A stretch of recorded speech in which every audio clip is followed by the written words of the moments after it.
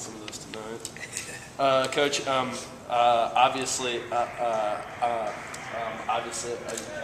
you are just one game away from the NCAA tournament. How big is this for you and just your second year here, and just how big is it in terms of maybe getting student support here, maybe trying to fill up organic stuff? Just how big is like this kind of a seminal moment for your program thus far? You know, I think it's great for our university. It's great for our program. It's great for these guys that are in there that work so hard every day that you're allowed to. But you know, it's the next game on our schedule. We got to keep getting better. I didn't think we played our best basketball over the weekend. I think we were kind of getting used to John being back in the lineup, John being back in practice, and I think we still have a ways to go. And I told you, I'm going to say it again, we got to keep tapping. we're not there yet, but we're getting close. We're getting close. We just need a couple more guys. We need everybody in. Everybody needs to contribute in some way. But I think for our program, this is great to have a game on campus. It's unfortunate that everybody's going on spring break. Hopefully some people can rearrange their plane ticket or their train schedules or their rides home. But I think it's going to be awesome, and hopefully this sets us up for years to come because we have a bright future. We have a lot of good freshmen on this team, and we got some really good juniors and great leaders. So it's going to be exciting. And you talked about tapping that stone that we all know so well. You guys are sick of that stone. I'm going to show you it one day. I'm going to show you. It's real? Yeah, I have a little stone that I picked up at the Cape. Is that stone going to be cracked or maybe shattered at all with a win on Saturday, or would it take a 116 kind of upset to really crack it? I'll tell you what, it would have to be a major win, blowout for me to crack it. And I know Stony Brook, I know Coach Peichel. I don't foresee that. The way they played last week, and they played extremely hard and with a great confidence. So I expect it to be cracked, but maybe not broken. Looking at UNH and maybe Hartford, a big thing for them is their toughness and their athleticism, where sometimes they don't win necessarily just with their big players. For Stony Brook, is it necessarily that same toughness, or is it also their athleticism that makes them such a talented team? You hit it right on the head. I mean, they're as quick as us, they're as big as us, they're as tough as us. It's going to be a really good matchup. I mean, I'm watching tape on them. They remind me a lot of us.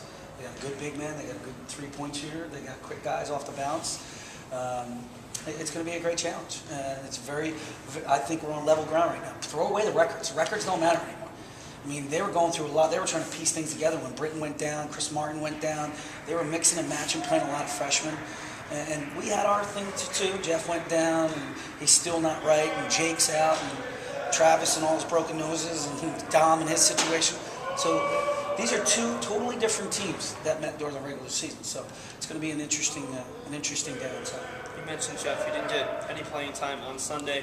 Will we see more of him against a Dallas Joyner who's more of a bruiser rather than athletic? Well, I hope so. Jeff pulled a groin, so I didn't play him. They had a little swelling in that area. So I didn't play him because I didn't think it was fair to put him out there. He was only about 75, 80%. And we did a shoot-around that morning, and I was watching him. He just wasn't moving like he had UNH. He looked great. He looked like his old self again. He looked like he was back.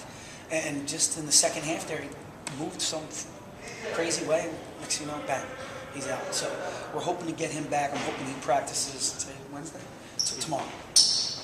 That coach, John's not a man of many words, as you know. We're working on that. Yeah, it doesn't tend to elaborate that much. But I mean, as his coach, what do you think this would mean to him? To get this, to his resume. I mean, he has all the honors. He has all the individual accolades you could possibly want from a player. What do you think? I think he would give all that away for this. Mm-hmm. I think he would. He might not be able to articulate that. And I think he truly wants this more than anything. Player of the Year is nice.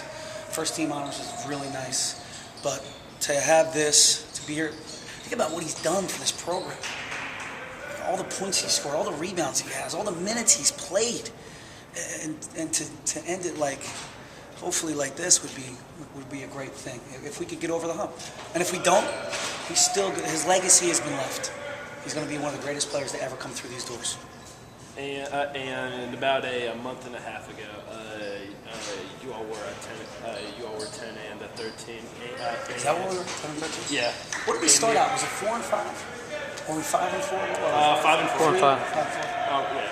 Well, yeah, no, and then I think 2 days later, the news came out about Jake being done Yeah. for the season. Rock bottom. There's rock How's bottom. your team kind of galvanized and come back from all that to win 10 straight, get there, which is the third longest active streak in the country? It was. I think it's them. They were tired of losing, and they were tired of just not getting it done on the road. And I think everything just came to a halt. All right, here's where we are. We don't have Jake, so now we got to move on. Everybody's got to step up. DJ, step up. Dominic, step up. Trav, Mike, because we already know what you're going to get from John Hall. And Darryl really stepped up his game, I thought. And then Matt Griffin has been such a constant all year long. And now you're starting to see a confident Pat Hazel. Scary, but exciting. That's why I say we got to keep tapping. We're not there yet. How about we get all 5 guys, or all 13, or 11 are suit up. How about we get all of them going at the same time? We haven't had that yet this year. Maybe UMBC, maybe. These guys have seen 10 minutes of Chris Martin this season. Obviously, he had a huge weekend. What does he bring to the table for Stony Brook that you haven't seen from the team in the first 2 games? His ability to get to the basket, his ability to make free throws, his ability to set up his teammates, his toughness. He is a tough son of a gun. And I talked to him before the game out there, and I could see he was still hurt and maybe not in the best shape. But you're starting to slowly see Chris Martin, and I obviously, his leadership. He's a senior, and I think he's the only senior, right, who's playing major minutes last weekend. I think Danny Carter. Danny Carter, okay. So, but Chris Martin has that personality to really push and drive, and he was the difference this weekend, no doubt about it. How do you match up against him? 5 guys versus the ball. So when he has the ball, we all have to be loaded. We all have to be in our stances. We all have to be head turning. And we just got to be prepared for anything. We just can't let him drive it down the lane. We can't just let give him, just foul him, just to put him on the free throw line. 5 guys, team basketball. It's not one guy versus another. It's all about BU basketball versus Stony Brook basketball. Do you potentially play a little bit bigger if he continually drives? No. I think our little guys are tough. I think they've shown it. Anytime Matt Griffin gets 7 rebounds, 8 rebounds in a game, it shows me a little something. And I think DJ's, he's tough too. Even though he hasn't gotten the 7, 8 rebounds, he's in there mixing it up with the bigs. This week, Corey's back in practice. Is he maybe taking on that role in the second team? No, you know what? Corey's not back. You're only allowed, NCAA-wise, you're only allowed an occasional practice. So he was just in there shooting. But he helped us out a while ago when we were really down and out. And he came in and gave us some leadership and talked to the guys. And it was nice. It was nice to have somebody come back and say, hey, gotta work harder. And he gave us that little extra push right after the UNH game, which was great. Because they were both on the bus. Weren't you on that bus? Corey and Carlos were on the bus, so it was cool. And how do you all look to contain such good three-point shooting team like Stony with guys like Dew or guys like Hayes? Like, how do you all really look to kind of how to up your perimeter defense? Yeah, it's going to be hard. Our three-point field goal percentage defense, we're pretty good. It's going to be a challenge. We just got to keep them off balance. We got to speed them up. Make sure that they don't get too many open good looks, because once you give a great shooter an open good look, then they get confidence, then they're feeling it, and next thing you know, you're in big trouble. So we got to speed them up. We got to get to their feet. We got to get to their, make sure everything's not in rhythm.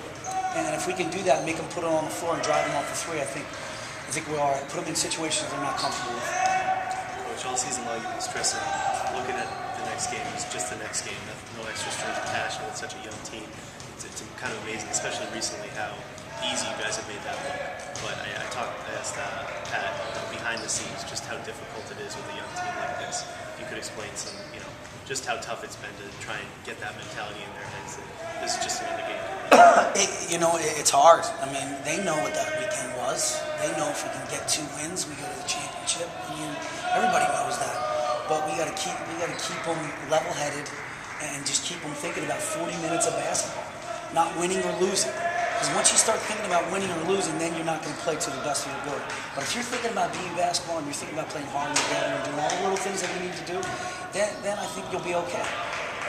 But if we just take this one game at a time, and that's our mentality, it gives us our best chance to execute and be the best team we can be that day. Whether that's good enough to win, I'm not sure. but hopefully it is, and we can be the best team we can be. Is there any big difference between the way you approach this postseason compared to last year, and more specifically this game, the championship? Yeah, I mean, we had seniors last year, and they were mature. Matter of fact, I think the middle game, or the middle day, which was today, I let the captains run practice and let them do some shooting. With a young team, no chance.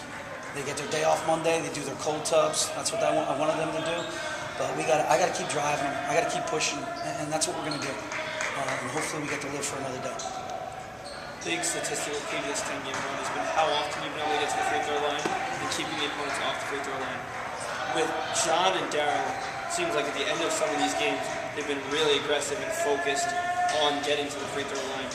How do you push them, or is that just in their heads about when they need to get to the free throw line? It's just really what presents itself. And I tell them, you take whatever's available. You know, don't get me wrong. We're stressing getting to the foul. I think everybody knows that, especially everybody in the American East. I think that's why Hartford played so much 1-3-1. They were trying to prevent us from driving the basketball, and it worked for a little bit. But then we started to figure some things out. We still drove it, and we got to the foul.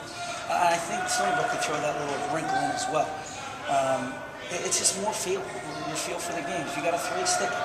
If you got a mid-range, stick it. If not, if you see an alley or a little lane, drive it hard and see what happens. And I think everybody's doing a pretty good job.